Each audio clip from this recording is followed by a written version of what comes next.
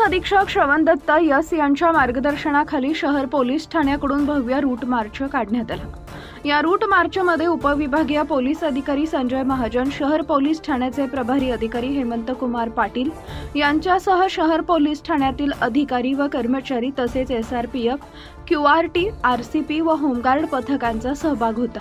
मुख्य मिरवणूक मार्ग व शहरातील प्रमुख रस्त्यांवरून काढण्यात आलेल्या या रूट मार्चद्वारे नागरिकांमध्ये सुरक्षिततेचा संदेश पोहोचवण्यात आला।